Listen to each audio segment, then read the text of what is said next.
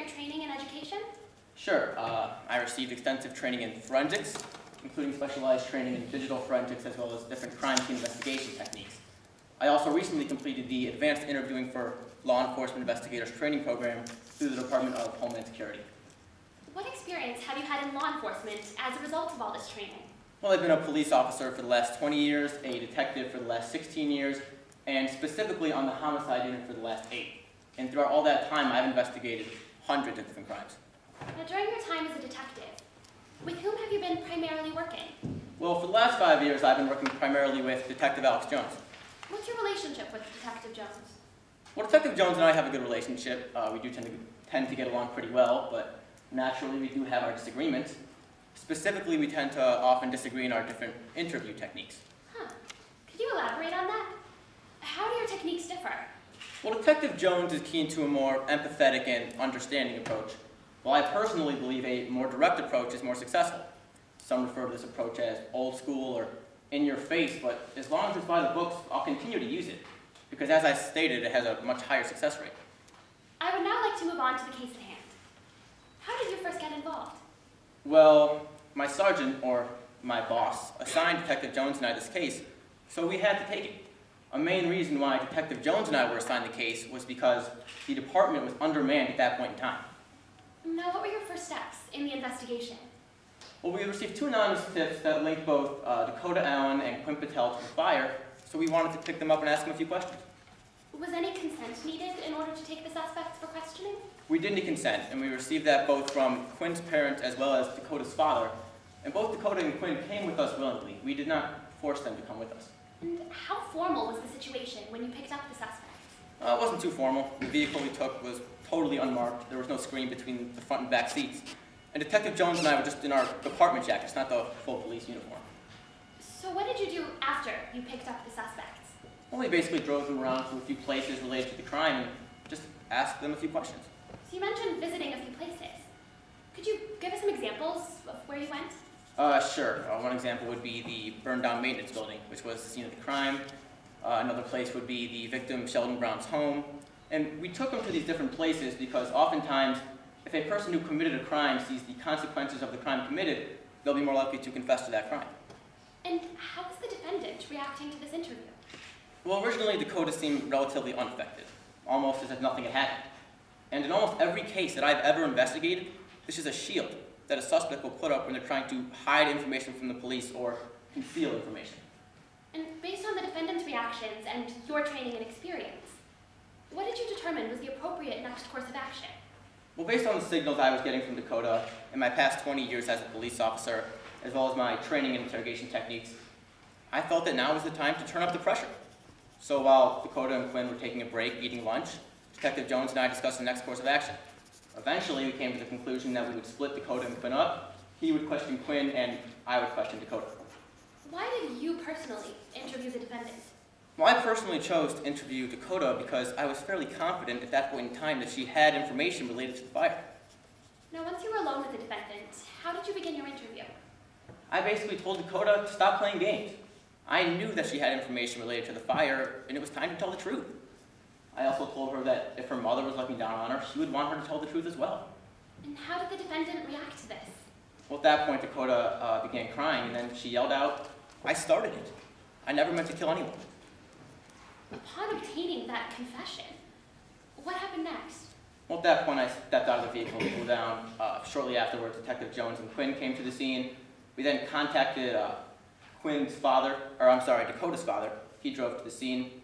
And then at that point, Dakota actually ran up to her father and confessed again, saying, "I did it, and I'm so sorry." So now that you had heard the confession twice, how did you proceed? Well, at that point, we drove Dakota to the police station, at which point we filed felonies for arson as well as the murder charges.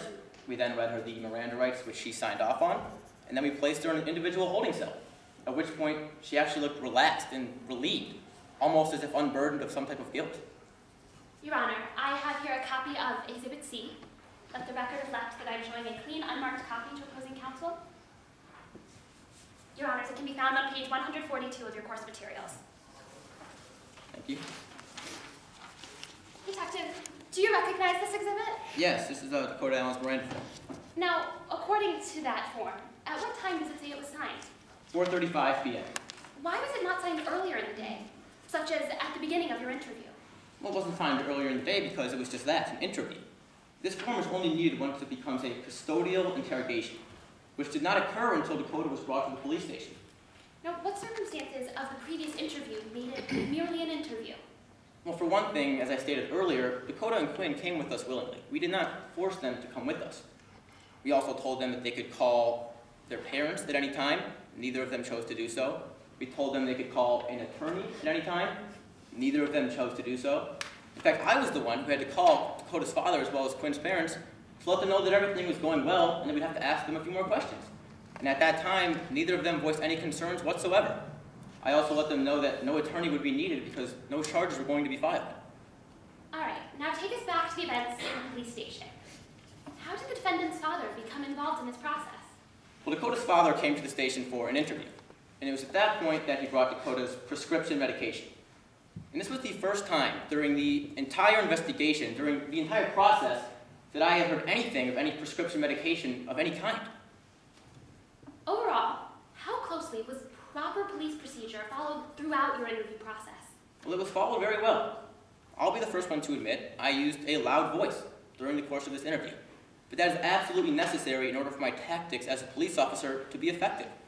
And correct procedure was absolutely followed. One last thing.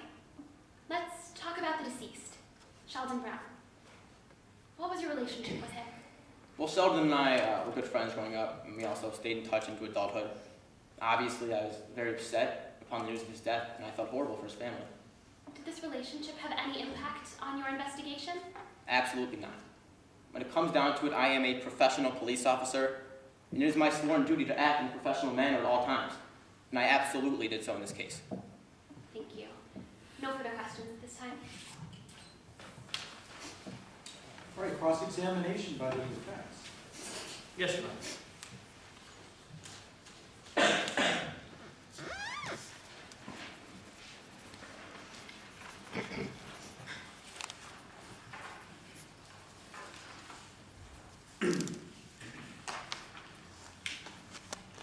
Good afternoon, Detective. Good afternoon. Can you try to reply to my questions with a simple yes or no response? I'll do my best. You did know the victim of this case, Sheldon Brown, yes? I did know Sheldon, yes? You and Sheldon had known each other since childhood, in fact, correct? Yes, that's true. And you were very upset that your friend had died, right? Of course, as would anybody. Police officers are not usually assigned to a case where they know the victim, correct? Not usually, but it does happen, as in this case I was assigned and I had to take it. The reasoning for this is because the police officer's feelings can interfere with his judgment in the case. Would you say that's correct? That can happen in certain situations, but it does not happen in every situation. And you were assigned despite this connection with the victim. Yes, I was assigned this case. You were having a hard time setting aside your personal grief and anger, correct? Yes, but I did so, and I did act professionally at all times. And later on, you were filled with sorrow upon seeing the wife and children of your good friend Sheldon Brown, correct? We're going to ask it to anybody. You also noted that Dakota was relatively unaffected by this. Originally, Dakota was relatively unaffected, yes. So you were deeply affected by the experience, but Dakota was not. That must have made you somewhat upset, didn't it? I wouldn't say I was upset. I would say... Objection, Your Honor. This question calls for speculation. Overruled. You proceed. I was relatively surprised that Dakota was unaffected, but again, I thought there was a shield that she was putting up. So you, my apologies.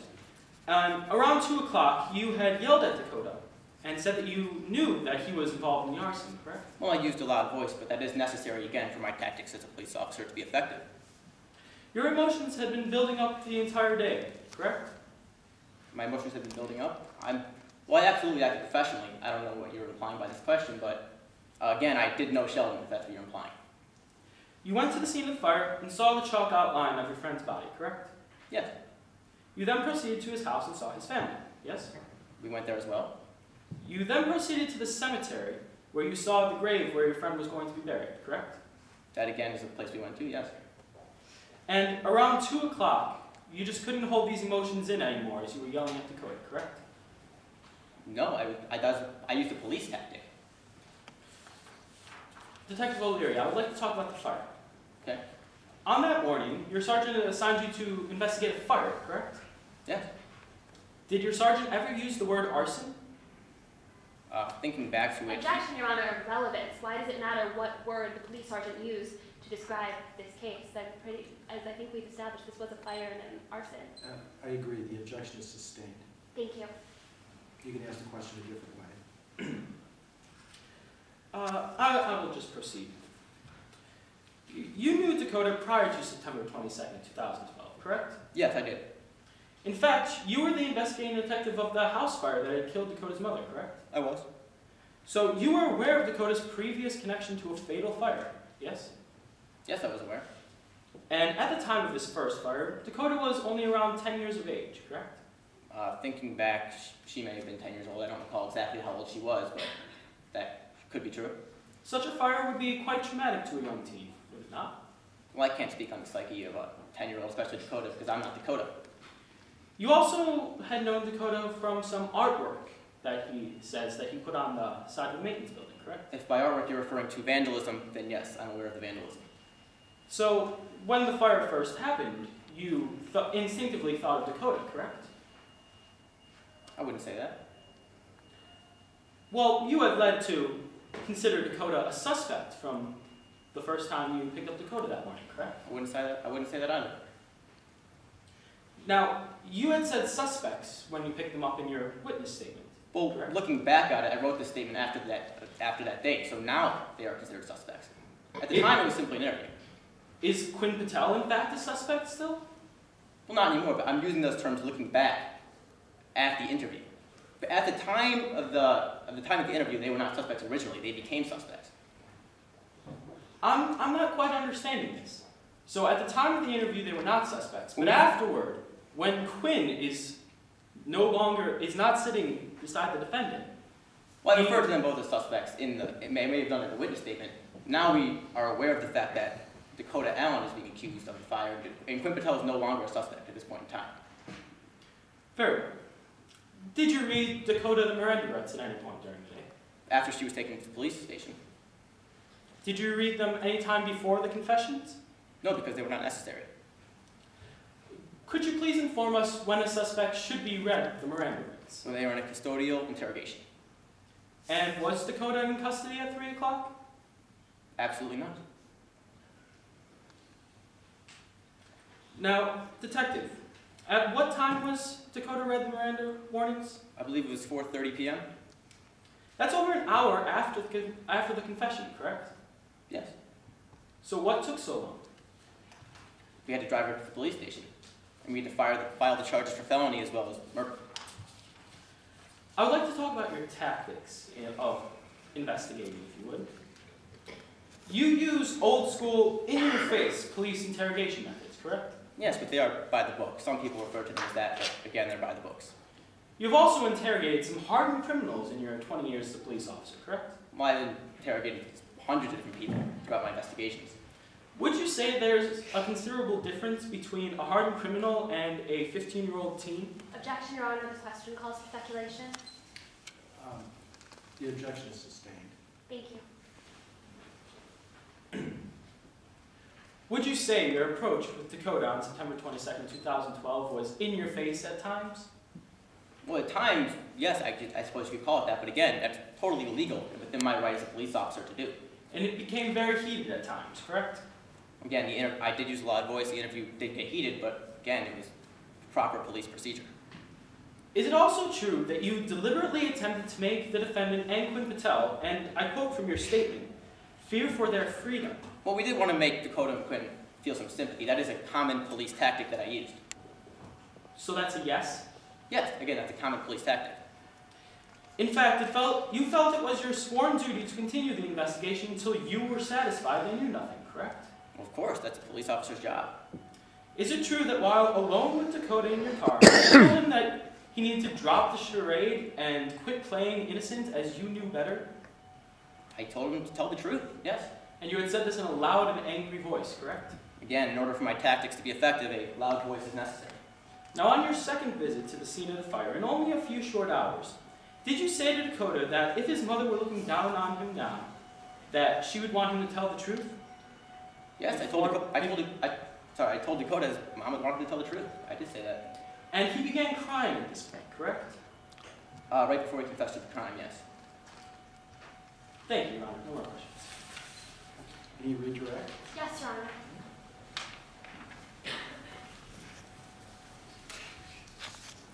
May I begin? You may. Detective, why did you take this case? I took this case because it was assigned to me by my sergeant. I did not have a choice once it was assigned to me. I had to take this case. And again, the station was undermanned at that point in time, which was the main reason. Now, can you explain for the court again your interview tactics and why you use them? My interview tactics sometimes require me to use a loud voice, but that is absolutely legal and within my right as a police officer to do, and very necessary in order for it to be effective. And what effect did your relationship with Sheldon Brown have on your conduct in this case? My relationship with Sheldon had absolutely no effect on this investigation. Yes, we were friends, but it is my job to act professionally, and I absolutely acted professionally in this case. Just to reiterate, why were no Miranda warnings given earlier in the day, before the defendant's confessions? The Miranda rights were not given earlier in the day because at that point it was simply an interview. The Miranda rights were not needed until this became a custodial interrogation, which did not occur until after Dakota was brought to the police station. Finally, how closely was proper police procedure and protocols followed throughout the entire interview process? It was followed very well. Again, I did use a loud voice, but that is totally legal and within my right as a police officer to do. Thank you. No further questions. Recross? No, Your Honor. Thank you. You can step down. Does the prosecution wish to call another witness? Yes, Your Honor, we will now be calling Dr. Casey Highlander to the stand. All right. Dr. Hyman, come on up and sit down.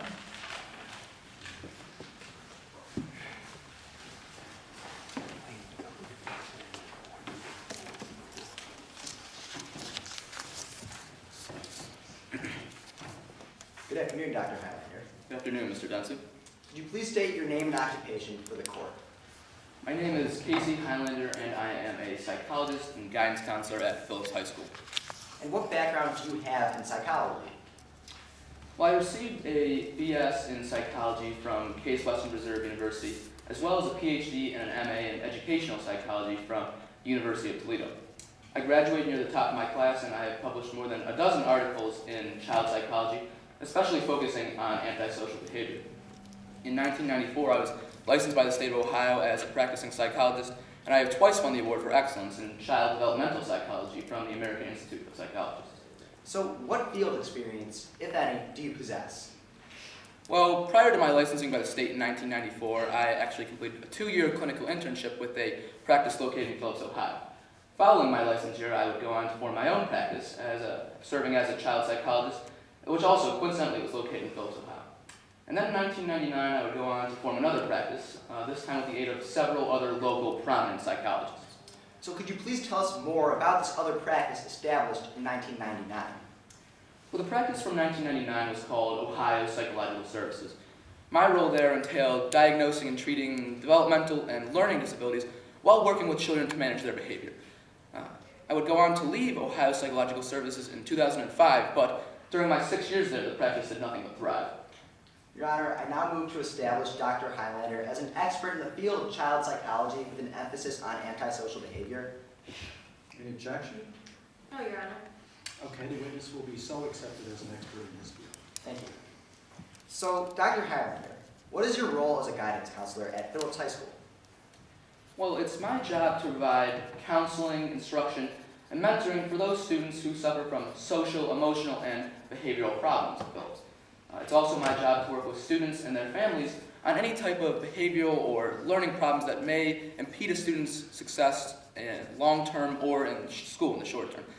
And in fact, one of the students that I work with at Phillips is Dakota Allen. So, when was the first time you met Dakota Allen? Well, the school hosts a 3-day retreat every year for incoming freshmen, on which I'm a chaperone. The first time I met Dakota Allen was on the 2010 version of the retreat. And what was your initial impression of Mr. Allen, and what characteristics could you see in him? Well, Dakota was never overly cooperative, per se. He refused to unpack at his designated location, called the retreat stupid, and even went as far as to say the chaperones were morons. Despite his overall lack of amiability, Dakota did portray a very strategic approach and excelled at several of the survivor-style games. By the end of the retreat, I had concluded that Dakota was an intelligent, confident, and calculating child who was somewhat prone to engaging in antisocial and disruptive behavior. And how did Mr. Allen act when school started? Well, Dakota was sent to the principal's office a number of times for either picking fights with fellow classmates or speaking out in class. Disciplinary measures were handed down to Dakota whenever they were necessitated by his actions. I'd say comprehensively Dakota acted in a very disruptive manner. How do you and the school specifically handle disciplinary action regarding the students? Well, it's the school board's policy that before any type of severe disciplinary measures can be handed down, the student in question must first meet with the school guidance council. Being that that policy is in place, Dakota has been sent down to my office a number of times, and both he and I are fairly well acquainted with each other to this point. Now, Dr. Highlander, I know we've been discussing the defendant's behavior, but I'd like to move on to the topic of the defendant's medication. And first of all, what type of medication does Mr. Allen take? Dakota takes a type of prescription medication called Adderall, a fairly common medication amongst adolescents of Dakota's age. And how familiar are you with this drug? I would consider myself to be very familiar. Why is that? Well, there are a variety of reasons. The first of which is that I've worked with students and patients alike, both in my former practices and at Phillips High School, who take Adderall or other similar types of medication. I've also recommended Adderall a number of times. And in addition, as with all medications that are pertinent to my field, I tend to keep up with the latest publications, literatures, and studies to ensure that I have the fullest possible understanding of Adderall and its various uses. Now, what is Adderall used for exactly? Adderall is used to treat attention deficit hyperactivity disorder, or ADHD as it's more commonly referred to. So what side effects, if any, are associated with this medication? Well, Adderall users can exhibit headaches, panic attacks, and some anxiety. However, these side effects are generally very, very minimal if Adderall is being properly and not abused. In addition, Adderall users can exhibit some withdrawal symptoms which are very similar to these side effects when Adderall use is stopped. Now, you mentioned withdrawal symptoms, so in your expert opinion, how severe are the behavioral effects of these withdrawal symptoms? Even the most severe symptoms are in no way life-threatening and should have little to no impact on cognitive ability. Now, how frequently does Mr. Allen seem to suffer from these symptoms? Well, to be honest, I can't say the frequency with which Dakota suffers from the symptoms. What I can say is that Dakota tends to use these symptoms as an excuse quite frequently. How so does Mr. Allen seem to use these symptoms as an excuse? Well, Dakota has been sent down to my office a number of times for informing the teacher that he was suffering from withdrawal symptoms. Yet, in every single one of those instances, Dakota would go on to tell me that he had filled his prescription for that day and was, in fact, citing the withdrawal as an excuse to evade any type of formal punishment. So based upon your knowledge and observations of the defendant, what would you recommend for him?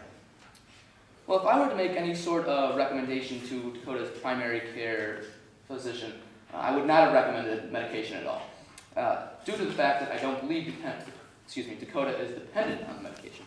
In fact, it's my belief that Dakota's behavioral problems are more environmental than neurological in origin, and as such, I would have turned to counseling and therapy as an alternative.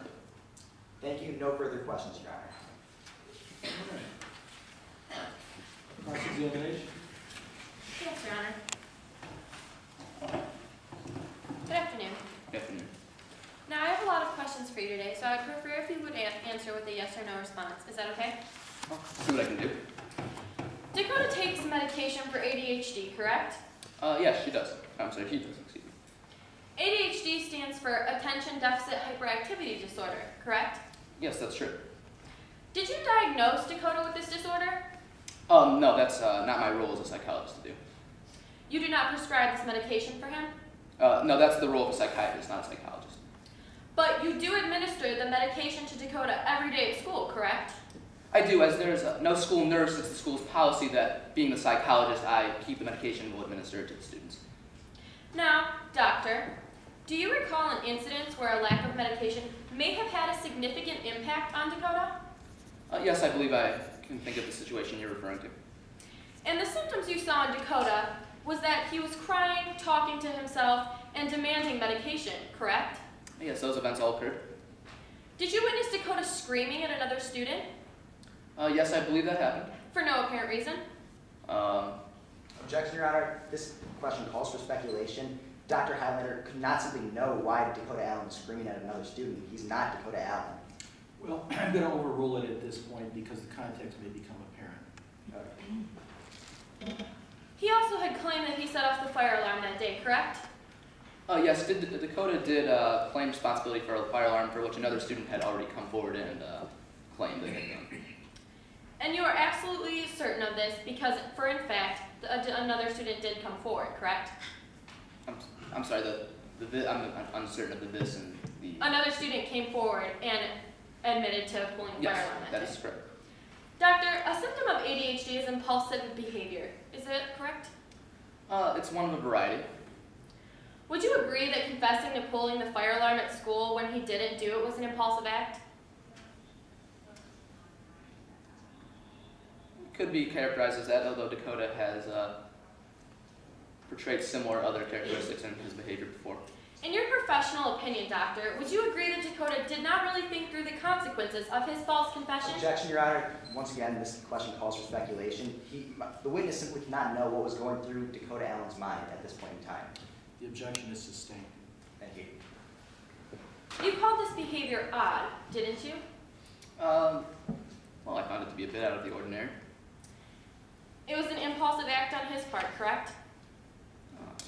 You can say impulsive, I guess that's a word that you could describe. When he came into your office that day, he was crying and talking to himself. Is that correct? He had missed his morning medication, so yes, he was crying in that situation. And he mumbled to himself the phrase, "Bad Dakota"? I believe that was it. Once he received the medication, he calmed down and went back to class, didn't he? He did, but Dakota has been known to use the medication as an excuse before, so I wasn't entirely sure if it was the medication or just Dakota's own emotions that brought him back down. The side effects for Adeline include headaches, panic attacks, and anxiety, correct? Well, those side effects only really occur if medication is being abused or if in very severe situations, but they can occur. How might a person who is experiencing a panic attack act? Well, I guess to use your words, they may act impulsively. Doesn't a person who experiences a panic attack temporarily lose control of their actions and their cognitive abilities? They can for a time. These can also be a symptom of withdrawal, correct? Yes, the withdrawal that can play into the withdrawal. Isn't it true that Dakota scores above the 90th percentile on standardized tests? Yes, Dakota is a very intelligent student. Yet his grades are actually below average, correct? They are. Students with ADHD often have difficulty in school, don't they? It can happen sometimes, but typically when they take their medication properly, the ADHD shouldn't have too large an effect. Just a few more questions. The symptoms of ADHD tend to get worse when a person with ADHD is under stress, don't they? Not always. In your professional opinion, would you agree that a person with ADHD would benefit from the use of medications such as Adeline? Yes, that's typically why they take the Adeline to control the ADHD. Because ADHD is a neurological condition, correct? It's a behavioral condition. Now, would you characterize Dakota as being generally honest with you in your sessions? As far as I know, Dakota does not typically lie to me now. In fact, in your sworn statement, you said that, unlike many students, Dakota did not engage in lies or deception. Is that correct? Well, Dakota does sometimes misrepresent my words and will use other techniques to minimize the amount I can get out of him, but he does not typically lie to me, no. Thank you, Your Honor. No further questions. Read your right. Yes, Your Honor.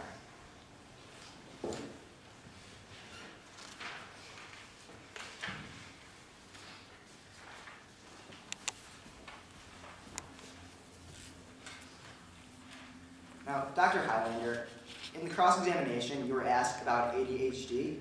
So what effect, though, does ADHD have on cognitive ability? If any at all. Excuse me? If any effect at all. No, ADHD, excuse me. Yes, ADHD should have no effect on cognitive ability as it is purely a behavioral disorder. And you were also asked about some of your sessions with the defendant, and how does he act in these sessions? Well, as I began to say, Dakota will typically not lie to me. He's very controlled and cool in the situations. He will sometimes misrepresent information and restrict the amount of information I can get out of him, but he's typically, to my knowledge, pretty truthful. You were also asked about how someone may act in high-stress situations. So, based off your observations, how would the defendant or anyone, specifically the defendant, act in regards to an adult, in regards to someone who's an authority figure? Yes, well, you see, based on my observations and my experiences with Dakota in our counseling sessions, it's come to my attention that Dakota is far less prone to manipulation by an authority figure, an adult, due to his nature. Dakota was very resistant to many of the techniques that I use, and it came to my attention that it would be far harder for an authority figure or an adult to influence Dakota in a way similar to any other adolescent of his age. Now, lastly, you were asked about the time the defendant missed an appointment to take his medication, and this was the same day that a fire alarm was pulled in Phillips High School. So, in your opinion, what caused the defendant to act so erratically this day? Well, in my statement I say that the medication may have had a significant impact, but the key word there is may. I wasn't entirely sure, as there could have been a variety of other factors influencing Dakota, including the fact that Dakota may have an alternative source of medication, as well as the fact that Dakota may have been using the withdrawal as an excuse, as he has in the past. And were there any other times the defendant missed appointments to take his medication? There have been a few. So what changes in behavior, if any, could you notice in the defendant as a result of not taking the medication? Well, actually, other than this one isolated incident, Dakota's behavior has never changed concerning the other events in which he has missed his morning prescription dosages. Thank you. No further questions. Cross? No, Your Honor. All right, thank you. You may step in. All right, anything further from plaintiff?